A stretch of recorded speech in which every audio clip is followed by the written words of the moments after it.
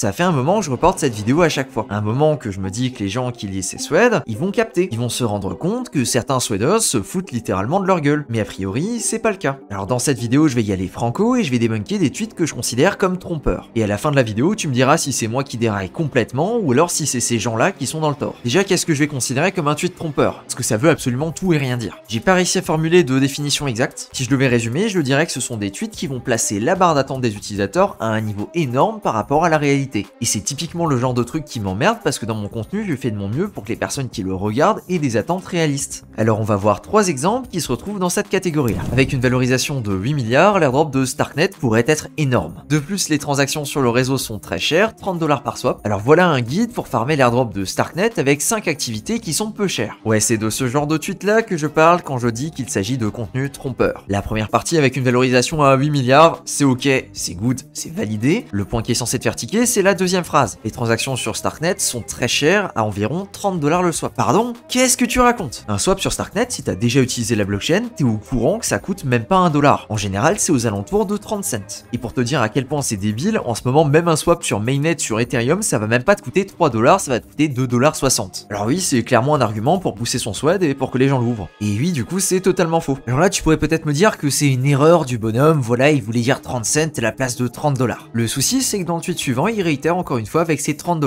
Et il explique que c'est dû à des soucis de liquidité. Et si tu veux, je peux te le prouver en direct. Ici, on va swapper 0,1 Ethereum pour de l'USDC. Il nous propose une rate à 1 Ethereum est égal à 1564 USDC. Et effectivement, elle est un petit peu en dessous de la stat affichée sur CoinGecko, qui lui l'affiche à 1568 $. Et bon, ça fait un écart de 40 cents pour un swap à 160 USDC. Alors maintenant, peut-être qu'il parle des frais de transaction. Et ici, si je veux réaliser ce swap, je vais payer 24 centimes. On est du coup pas du tout aux alentours des 30 $ par swap. Ensuite, si on passe au tweet suivant, ce qui raconte c'est totalement vrai, c'est possible de faire des transactions pour 8 centimes sur Starknet. Pendant l'espace de 3-4 jours, on pouvait minter un Starknet ID pour 1 $, et c'est totalement possible de minter des NFT pour 0,1 $ et de bridger en dehors de Starknet pour 0,2 $. Et suite à ça, il explique chacun de ces points juste au-dessus. Là, on est d'accord, on est sur quelque chose de cohérent. À l'heure actuelle, la méthode la moins chère pour faire des transactions sur Starknet, c'est évidemment d'utiliser des mails et d'envoyer des mails à d'autres personnes. Maintenant, si moi aujourd'hui je vais refaire le même swap, le premier truc que je mentionnerais pour payer moins cher tes transactions sur Starknet, eh bien ce serait de faire attention au prix du gaz sur Ethereum. Tout simplement car Starknet est une layer 2 et donc le prix du gaz sur Ethereum va influer le prix des transactions sur Starknet.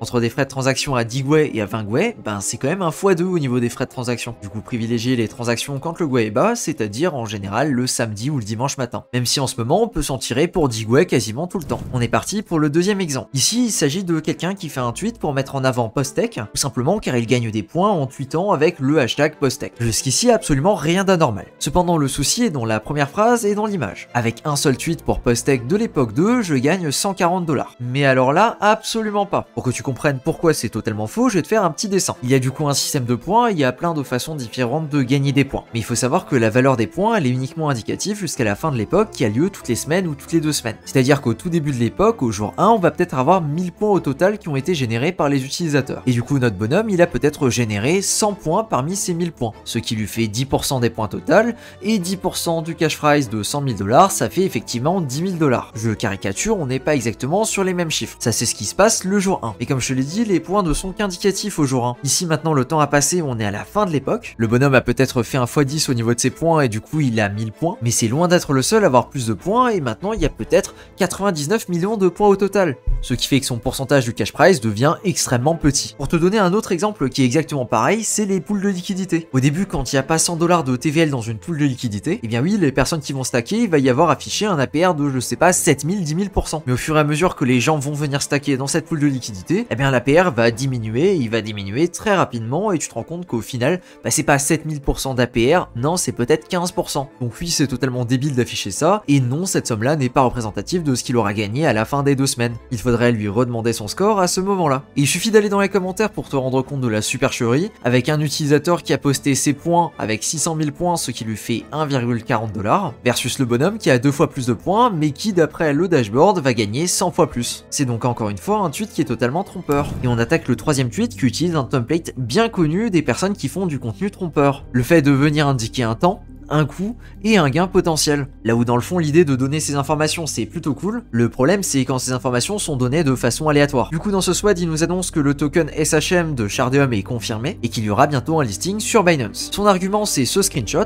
qui n'est rien d'autre qu'un placeholder et qui apparaît pour quasiment toutes les cryptos. En effet la liste des tokens qui est disponible sur Binance, eh bien elle est pompée des tokens qui sont disponibles sur CoinMarketCap. C'est-à-dire que si un token a été créé sur CoinMarketCap, même s'il est uniquement en placeholder, eh bien on va venir le retrouver sur Binance. Ici je suis allé sur CoinMarketCap et j'ai rajouté au niveau de la currency MetaMask. Et comme tu peux voir ici effectivement il me renvoie un token. Et si je fais exactement la même opération sur Binance, on peut avoir l'information pour le token masque de chez MetaMask. Mais c'est juste ce qu'on appelle un placeholder, c'est là en attendant qu'il y ait quelque chose d'officiel, mais ça n'a absolument aucune valeur et ça ne veut absolument pas dire qu'il y aura bientôt un token qui va sortir. Et ces pages là tu peux les retrouver pour quasiment tous les tokens qui sont attendus. Il y en a probablement pour Layer 0, ZK Sync, etc. Donc oui, c'est pas parce qu'il y a ce screenshot là que ça valide quoi que ce soit. Ensuite il annonce que Shardeum a une valorisation à 250 millions et ça c'est juste. Et mon problème il est ici avec le temps estimé, le coût et le gain potentiel. Alors on va commencer par le gain potentiel et là j'ai absolument aucune idée d'où ça sort. Il n'y a pas de calcul, il n'y a pas de comparaison, il n'y a rien du tout, c'est un chiffre qui est sorti comme ça. Du coup si tu doutes encore, c'est le mec qui s'est dit ouais, 2500 ça sonne bien, les gens sont crédibles, ils vont y croire. Ensuite juste au-dessus on va retrouver le temps estimé à 5 minutes et le coût à 4 $. Alors première chose pour te dire à quel point le mec se fout de ta gueule. On est sur testnet, si tu fais les différentes actions qui sont données dans son guide, ça va te coûter 0. Ben oui, les tokens tu les obtiens via un faucet qui est totalement gratuit. D'où est-ce que tu sors ces 4 $? À la limite si tu parlais de faire tourner des nœuds pour Shardeum etc, là j'aurais compris, c'était cohérent, mais là ton souhait c'est uniquement sur faire des transactions sur le testnet. Et ça ne coûte absolument rien. On en arrive du coup à son point le moins aberrant, le temps estimé à 5 minutes, et à l'œil, sans faire tout ça en regardant les différentes choses qu'il a mis dans son SWAD, je pense qu'il y en a pour entre 15 et 20 minutes à peu près si tout fonctionne correctement. Du coup c'est le point le plus honnête. Le problème ici c'est pas de donner des chiffres là derrière,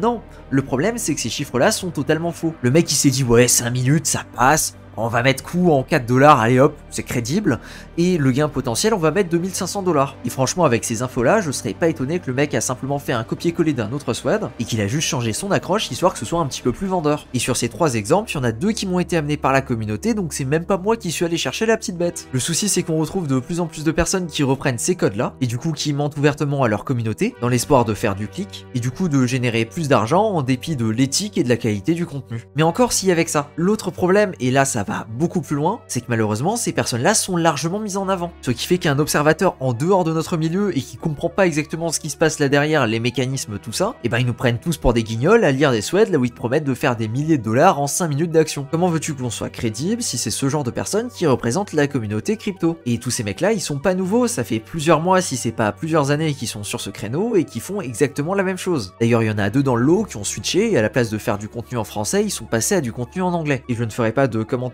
sur les raisons probables pour lesquelles ils ont fait ça. Alors je sais pas, peut-être que c'est moi qui essaye d'avoir une ligne éditoriale trop clean par rapport à la moyenne, mais en tout cas c'est vraiment quelque chose que j'avais envie de signaler et de mettre le maximum de personnes au courant possible, que typiquement ce genre de contenu, c'est du contenu trompeur. Maintenant je me suis posé la question de qu'est-ce qu'on pouvait faire pour combattre ce genre de choses. D'un côté on peut dénoncer ce genre d'abus directement dans des commentaires ou dans des retweets, mais à mon sens je ne pense pas que ça a d'impact sur ce que ces personnes vont créer. A l'inverse, il s'agirait d'arrêter de les alimenter, c'est-à-dire d'arrêter de tomber dans ce putaclic, d'arrêter de liker ce contenu et d'arrêter de le lire. Si au bout d'un moment ils se rendent compte que ce type de contenu arrête de fonctionner, eh bien peut-être que là ils auront la présence d'esprit de se dire que c'est à cause de leur contenu qui est médiocre et qu'il faudrait peut-être arrêter de se foutre de la gueule du lecteur. Qui sait, c'est peut-être une solution. Je suis pas trop fan de faire ce genre de vidéo, mais ça fait vraiment plusieurs mois que je me pose la question de si c'était du contenu que je voulais vraiment publier, et je pense que c'est important et que ce genre de vidéo ça peut vraiment tirer tout le monde vers le haut. Donc les gars, si jamais vous tombez sur cette vidéo, sachez que j'ai absolument rien contre vous, mais le contenu que vous publiez, à mon sens, c'est absolument pas ok. Et je pense que c'est important de le faire savoir. Merci de ton attention sur cette vidéo, sur ce on se dit à plus pour une prochaine,